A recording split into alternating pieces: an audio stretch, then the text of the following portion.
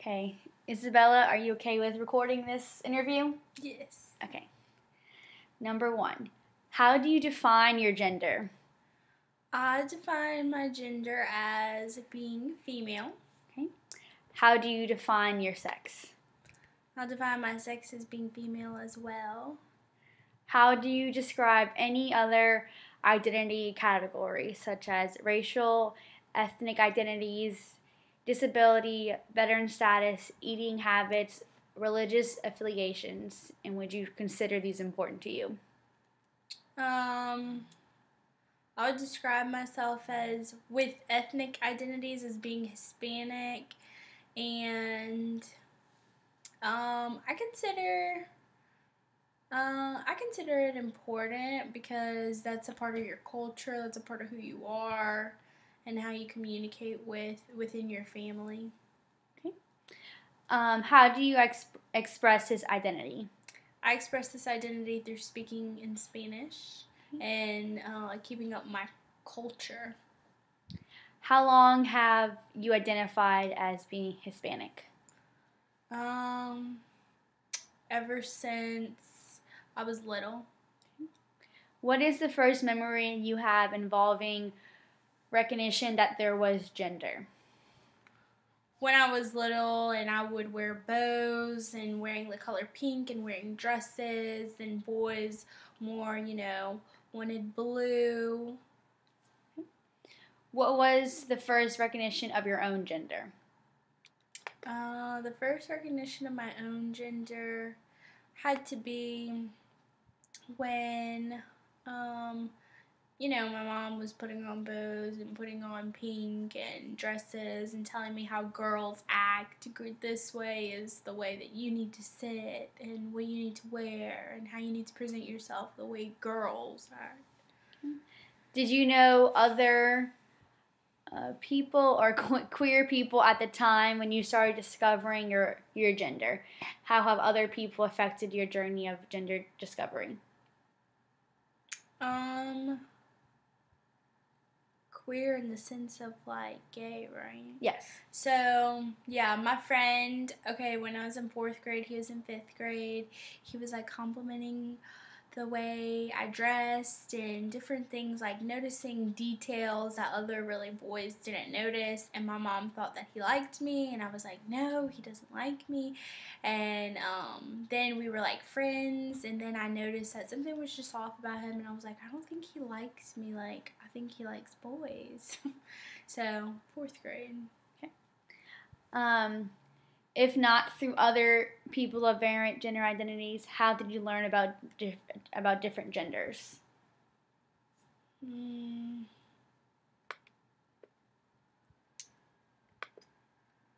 I guess the same thing as bows. Just like with colors.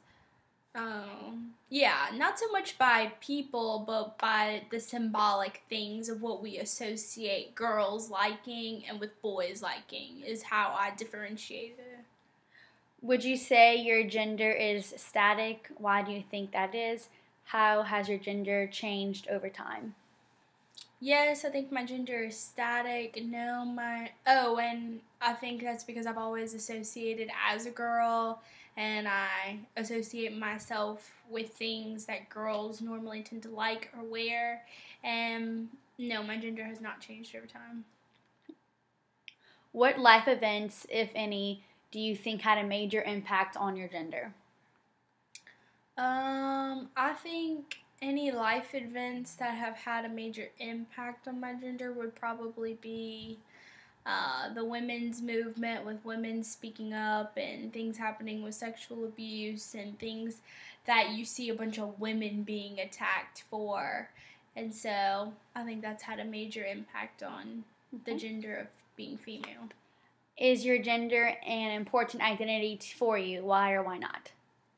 Yes, I think gender is an important identity because in this world we label ourselves, and I don't think everyone is treated equally or fairly, and women, because we put this label, are treated sometimes in different manners and don't have the same we're not treated in the same aspect as what men are treated. And so I think it is important. Do you think sexual or romantic attraction plays a part in your gender expression or gender identity?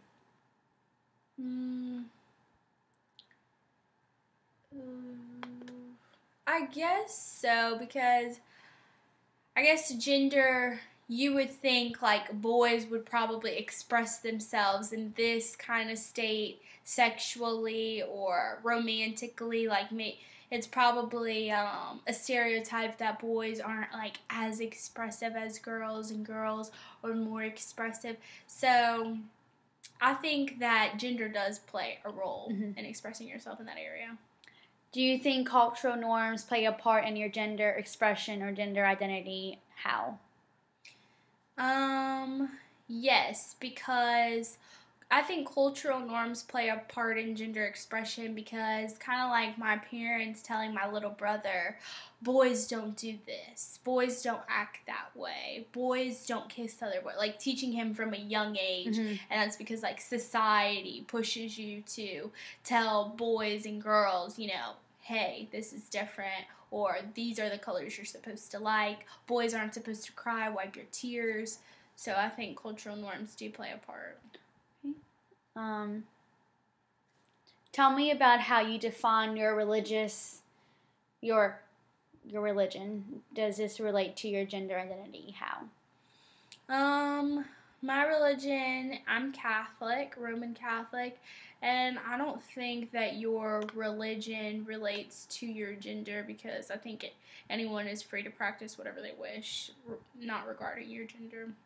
Have you ever dealt with discrimination, harassment as a result of your gender identity? If so, could you describe those experiences?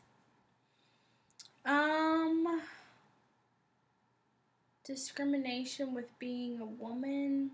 No, not really. Okay. Have you ever experienced any kind of mental health issue related to or separate from your gender identity? Did you seek treatment? What problems, success did you encounter? No, I have never experienced any kind of mental health issues. No, I did not seek treatment, and no problems or successes. Okay. What advice would you give to counselors, therapists, social workers working with transgender, queer people? I think some advice that I would give counselors or therapists working with trans or queer people is to try to find their acceptance, because I think with any journey, I have a friend who actually was a girl, was a female. I went to Girls State with her, and it was part of girls, but we always knew that Bonnie was, had those boy traits, we were like, Bonnie's almost like a boy in a way. And so I think finding a sense of acceptance for them and trying to find who they are and building them up to know that it's okay to express yourself in a way that you want and in a way that makes you happy, and not with what society tells you to be. Okay. Why do you think it is important to increase knowledge and acceptance of trans identities? What systematic personal goals do you have for trans folks' rights? I think it's important to increase knowledge and acceptance of trans identities, because when I was little, I really didn't know about it. It wasn't until I think like high school that I ended up being more informative on the topic in the area of trans identities. And I think that it's important to increase the knowledge, because if you're not knowledgeable on the following information, then that tends for people to create ignorance, and for people just to be ignorant of what's going on in the world today, and have ignorant comments and ignorant ideas. And if you're more informative on the subject in the area, then maybe then we can change the way that we talk about these topics and the negative viewpoints, and become more accepting. I think it starts with education and the way that we speak, and how we can change things into more positive light. Okay. Have you ever felt confused about your gender or forced to be something you were not? No, I have never been confused, and no, I've never been forced to be something that I'm not. How does your family feel about queer and transgender people?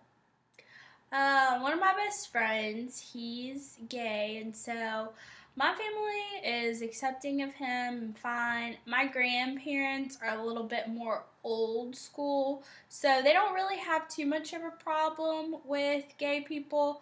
Transgender, I think, is a little newer for them, so they're not as understanding, but I think it's because they're not informed on it. They don't really understand. Once again, they're just ignorant to that side of transgender, so of what it is. And I think that's why they're forming their opinions based on just confusion. Have you ever felt uncomfortable while being around a queer or a transgender person?